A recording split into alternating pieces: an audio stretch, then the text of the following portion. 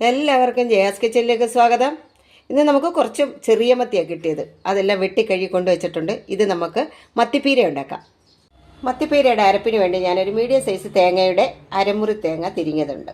അതങ്ങോട്ട് ഇട്ട് കൊടുക്കാം ജാറിലേക്ക്. ഒരു 1/4 ടീസ്പൂൺ മഞ്ഞൾപ്പൊടി, 1/2 ടീസ്പൂൺ മുളക് പൊടി. ഒരു കളറിന് വേണ്ടിയേ ചേർക്കുന്നുള്ളൂ. നമ്മൾ പച്ചമുളക് ഇതിനകത്ത് കൂടുതൽ ചേർക്കുന്നത്. ഒരു 1/2 ടീസ്പൂൺ മല്ലിപ്പൊടി, 1/4 ടീസ്പൂൺ ഉലുവാപ്പൊടി, പിന്നെ കുറച്ച് ഉള്ളി. ഇനി ഒരു പൊടിക്കോളം വെള്ളം ഒഴിച്ചിട്ട് ഇത് നന്നായി ഒന്ന് ചതച്ച് കൊണ്ടുവരാം. നമ്മുടെ അരപ്പ് റെഡി ആയിട്ടുണ്ട്. ഇതേപോലെ ഒന്ന് ചതച്ചെടുക്കണം, എങ്കിലേ ആ മീനയിലൊക്കെ ഒന്ന് അരപ്പ് പിടിക്കത്തുള്ളൂ. ആദ്യം നമുക്ക് ചട്ടിയിലേക്ക് ചതച്ച് കൊണ്ടുവന്ന അരപ്പിട്ട് കൊടുക്കാം. അതിലേക്ക് ഒരു 3 പച്ചമുളക് അരിഞ്ഞത് ഇട്ട് കൊടുക്കാം.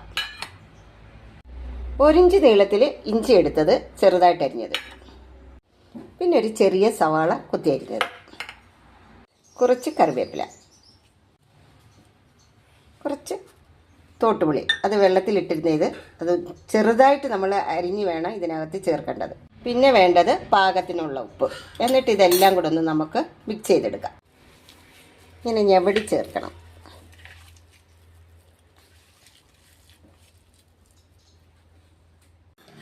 അരപ്പ് നല്ലതുപോലെ ഞവടി വെച്ചിട്ടുണ്ട്. ഇനി ഇതിലേക്ക് നമ്മുടെ ആ ജാറ് കഴുകി, ഇത്രയ്ക്കുള്ള വെള്ളം മതി പീരയ്ക്ക്.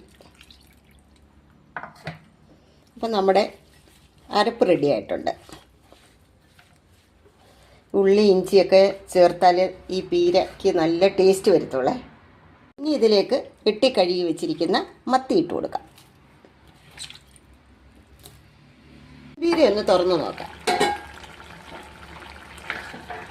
നമ്മളിങ്ങനെ ഒരു സ്പൂൺ ഇട്ട് വേണം ഒന്ന് ഇളക്കി നോക്കേണ്ടത്.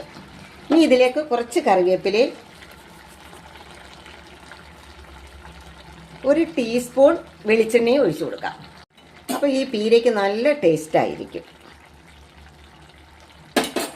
ഇത് സ്പൂണ് വെച്ച് ഇങ്ങനെ ഒന്ന് ഇളക്കി കൊടുത്തേച്ചാൽ മതി. നല്ല സൂപ്പർ മീൻ പീര. എല്ലാവർക്കും ഇഷ്ടമായില്ലേ? നമ്മുടെ മത്തിപ്പീര റെഡി. ടേസ്റ്റിയിൽ മത്തിപ്പീര ഇങ്ങനെ ഉണ്ടാക്കി കഴിക്കാം. എല്ലാവർക്കും ഇഷ്ടമായോ?